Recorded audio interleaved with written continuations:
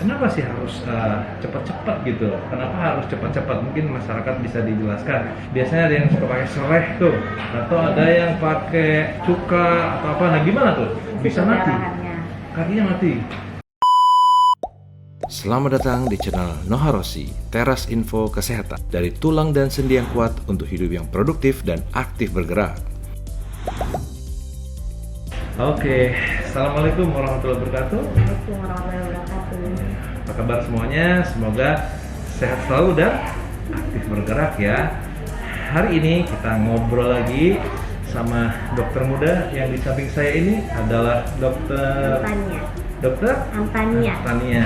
Beliau adalah seorang calon dokter yang hari ini kita akan membahas mengenai patah tulang terbuka. Ya, nanti saya akan nanya-nanya nih, jadi penguji atau jadi pura-pura jadi pasien. Ya, pokoknya kita tanyain lah ya.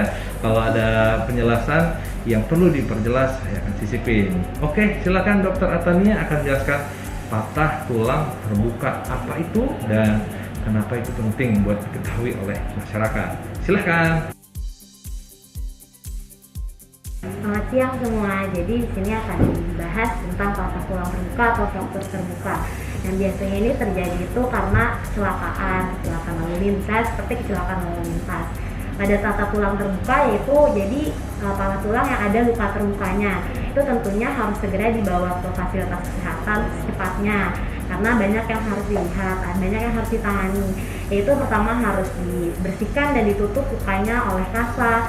Lalu setelah itu harus dinilai seperti lukanya seberapa besar. Lalu apakah ada, yang paling penting itu apakah ada gangguan dari fungsi saraf dan juga fungsi perdarahan tersebut, dengan cara melihat dari bagian ujung dari bagian patahnya, apakah bagaimana warnanya, apakah warnanya berubah menjadi biru seperti itu, lalu apakah masih bisa digerakkan, dirasakan. Karena apabila memang sudah tidak bisa digerakkan atau sudah tidak bisa dirasakan, itu akan merubah bagaimana cara kita menanganinya. Wah, itu penjelasannya yang cepat, tepat, lugas, luar biasa ya. Jadi mengenai patah tulang terbuka itu sangat penting. Artinya dia itu ada luka terbukanya dan bisa berdampak ke sekitarnya ya. Tapi kenapa sih harus cepat-cepat gitu? Kenapa harus cepat-cepat? Mungkin masyarakat bisa dijelaskan. Apakah mereka bisa nih di rumah diobatin dulu pakai apa ya, odol ya, atau pakai apa ya, bukan ya, kalau patah tulang biasanya ada yang suka pakai serai tuh, atau ada yang pakai apa ya, cuka atau apa. Nah gimana tuh? Bisa kamu kasih tahu apa yang sebaiknya dilakukan masyarakat? Tentunya harus langsung dibawa ya kalau misalnya memang patah tulang terbuka tidak bisa diobati pakai serai ataupun odol segala macamnya.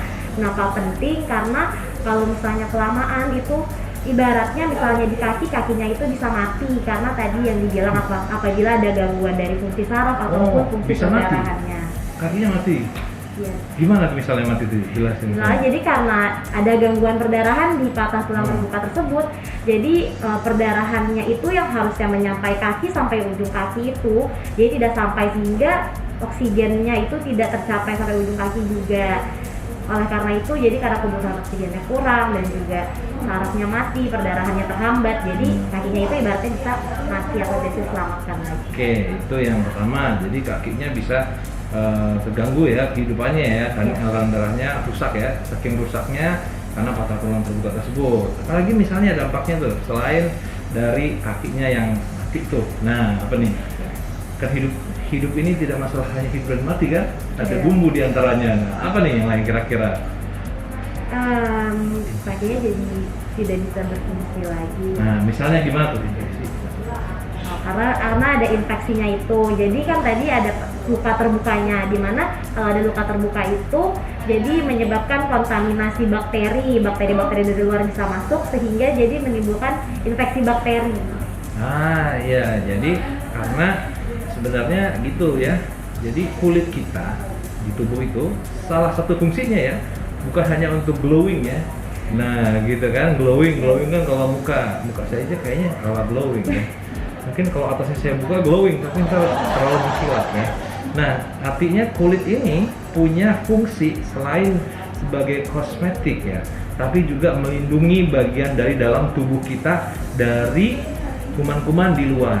Contohnya di atas kulit kita sendiri ini semua ada kumannya, dan juga mungkin apapun yang kita sentuh di sekitar kita, dari jam kita, handphone, segala macam itu ada kumannya. Nah, begitu ada luka, nah dia kuman-kuman yang tadinya nggak berbahaya di luar masuk ke dalam, bisa menimbulkan infeksi ya.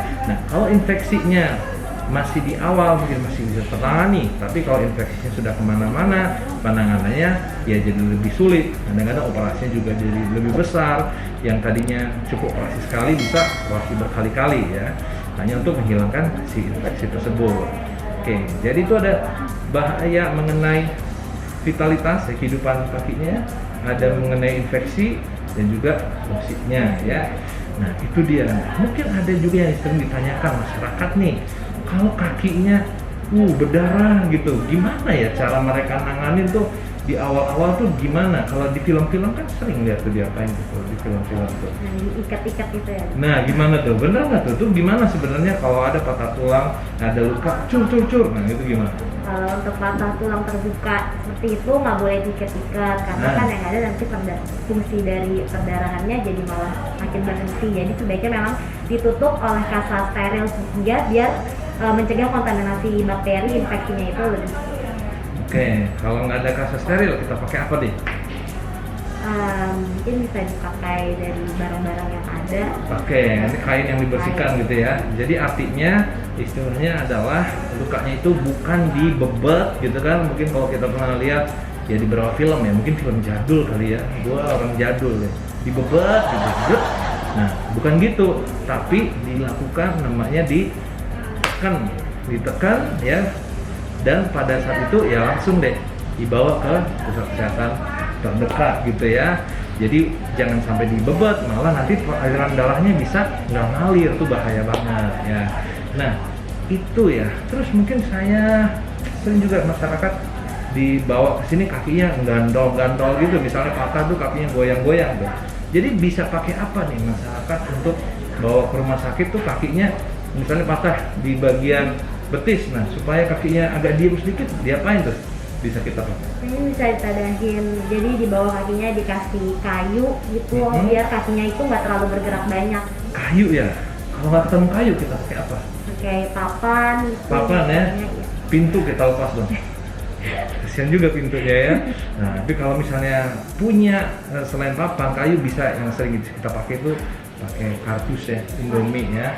Ambil Indomie, sebut merek nggak boleh ya. Jadi pakai kardus, dilipat-lipat. Nah, habis itu dibikin. Nah, mungkin kita akan bikin sedikit ya mengenai mungkin di postingan berikutnya bagaimana cara masyarakat bisa menangani di rumah sementara kalau ada patah tulang. Oke? Sip. Mungkin untuk sementara ini dulu acara kita hari ini membahas tentang patah tulang terbuka. Mungkin banyak kekurangan dari saya ya. Semoga ini bisa menjadi inspirasi dan aplaus dulu buat Dokter Atania. Oke, salam Dokter Atania yang mudah-mudahan menjadi dokter yang baik, sehat selalu untuk kita semua dan aktif bergerak. Assalamualaikum warahmatullahi wabarakatuh. Nah, ini ada kameramennya. Halo. Oke guys, sampai ketemu.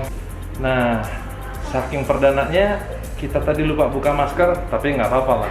Memang di dalam ruangan kita masih tetap pakai masker dulu ya, dan kita harus tetap waspada. Walaupun angka COVID sudah menurun, nggak ada salahnya lah kita harus sedikit hati-hati. Oke, sehat selalu, aktif bergerak, dan Support channel ini dengan like, subscribe, klik tombol lonceng untuk tahu kapan ada video baru lagi langsung dikirim ke kamu. Oke, ciao, salam sehat, tetap aktif dan tetap bergerak.